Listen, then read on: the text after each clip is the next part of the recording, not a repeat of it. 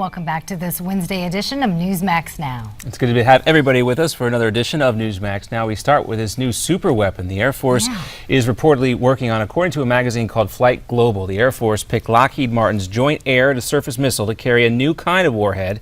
This warhead can actually knock out electronic equipment like the ones you might find near nuclear facilities, perhaps. It would use high-power microwaves to fry computers, much like the electromagnetic pulse created by a nuclear explosion.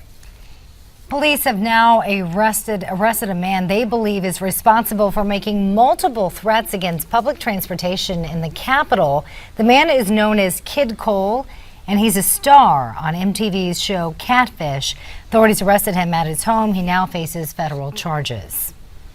Another Republican may throw his hat into the presidential ring next year. I think that's where we're going for this next story. I guess we'll talk about this FBI investigation of an airline threat that took place in L.A. yesterday. Officials are keeping quiet about the actual nature of that threat. All they say, though, is that it came in over the phone. The threat comes a day after at least a half a dozen other threats were made against flights at airports in New York, New Jersey, and in Massachusetts.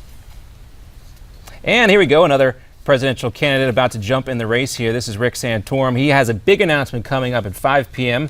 from his hometown in Pennsylvania today. If he does decide to run, he will join a very crowded GOP field. Santorum last ran for the top job back in 2012. He did lose, though, to Mitt Romney. Now let's talk about Attorney General Lynch. She says the government will lose what she calls valuable tools if the Patriot Act isn't extended. But without action from the Senate, we will experience a serious lapse in our ability to protect the American people. And Attorney Lynch is urging lawmakers to work through the current recess and extend the Patriot Act. Presidential candidate in Kentucky, Senator Rand Paul, not too happy with some of his Senate colleagues during his faux filibuster last week against the renewal of the Patriot Act. Fellow Senator Lindsey Graham was caught rolling his eyes.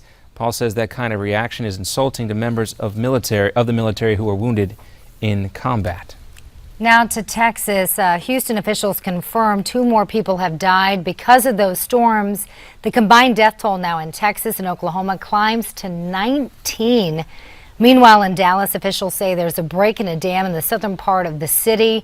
They've issued a voluntary evacuation and are urging residents to leave that area. Take a look at this video. Just horrible to see. This after a record amount of rain fell on Texas.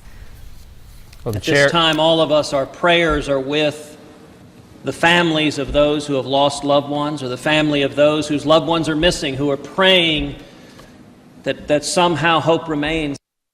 And rescue crews continue to search for people who are still unaccounted for in that region.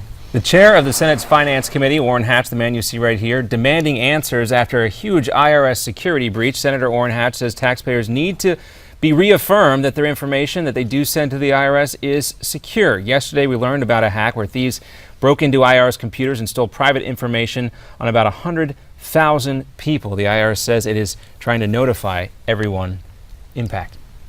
And CBS's CEO meets with executives at Apple to discuss a TV deal. CBS confirmed today that the negotiations are ongoing and say a deal is most likely on the way.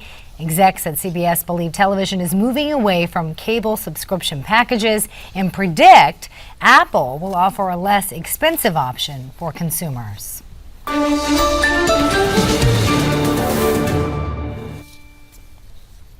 All right, we have a package prepared to give folks an idea of what's coming up from a Newsmax Prime. Let's go ahead and play that. Ash Carter's comments were truly unfortunate because they misrepresented what was really going on the ground in Ramadi. Derek, we talk about the risks of having the Iraqi military fighting alongside Shia militias supported by Iran. How much of a problem do you believe that might be? Well, in particular in Anbar province, I think it's going to become more and more of a problem. There's clearly a sectarian Shia characterization to the actions going on in Ramadi. They've named the campaign plan after after Hussein, which is very important in the Shia context. So we're going to have some real problems, not at the beginning, but down the road. Derek, we heard that ISIS changed its tactics on the battlefield, which led to their initial victory in Ramadi, despite being outnumbered. Apparently, they utilized suicide bombers, drove sedans instead of pickup trucks, and banned all social media discourse and interaction concerning Ramadi. Did this change in tactics catch intelligence officials off guard? Clearly it did, and they achieved success because they overmatched tactically and operationally with mass, surprise, and maneuver, and it caught everyone off guard. It certainly did, and it's still becoming really hard for people to keep up with social media because as soon as they take down one of those recruiting social media pages, another one pops up. It's been really difficult. I talked to a guy who used to work for the FBI in counterterrorism, telling me that the U.S. government is so far behind ISIS when it comes to social media. There is now an official account that the U.S. government is running as counter-propaganda what ISIS is doing, but But that doesn't even surprise me because look what's going on with the IRS right now. They've been hacked into everything. I mean, a lot of the systems that they're using, frankly, are archaic. We're not even talking about systems. We're talking about the counter-narrative. You think of things like the Voice of America. You think of things like Radio Free Europe. The U.S. has been very proactive in the past under, we're talking about a new type of technology here, but we are losing the battle for hearts and minds on the internet to ISIS, and that's very apparent, and it's going to be even harder to catch up. A lot of people certainly agree with that. Well, we have something very special for all of you watching. Very special woman by the name of Callista Gingrich sat down with Newsmax TV to talk about the importance of the Bill of Rights, what the framers had intended, and the process of passing constitutional amendments. All right, let's take a listen.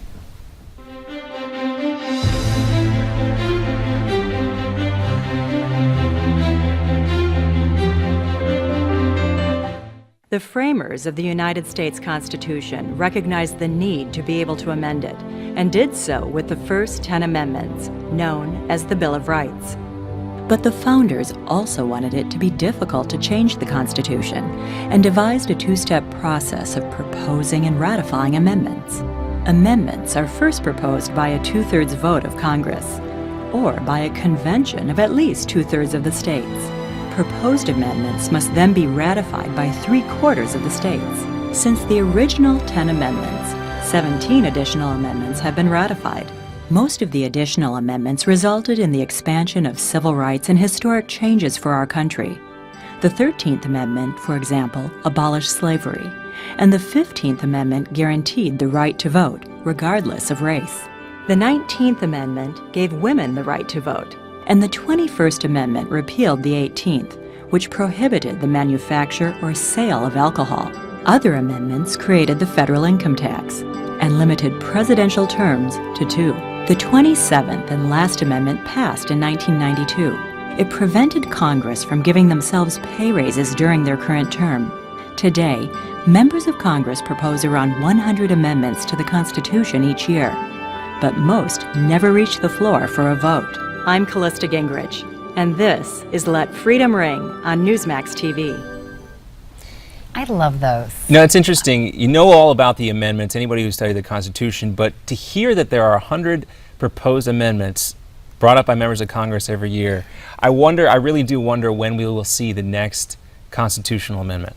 I have my dream. Okay. Amendment. What is it? A balanced budget amendment in the Constitution. Of course that's your dream. Such a nerd, right? I can't even believe I asked you that. Do you still carry that pocket book? I don't have it on me, but I do. He does. He carries this little mini And I'm not the only one. I mean, a lot of right. political science majors. Mine was given to me from the Cato Institute by my dad when I was, I think, 13 or 14 years old. Okay. I still have it. Sentimental meaning. At one time, it was stolen by a puppy of mine and chewed up a little bit.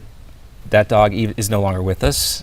Savannah was her name, but it's of course, fitting name from a dog, a folded, dog-eared, what do they call it? Copy of the Constitution. I carry it with me, and it's a dog been through chewed a lot. the Constitution as well. We'll see if that actually happens.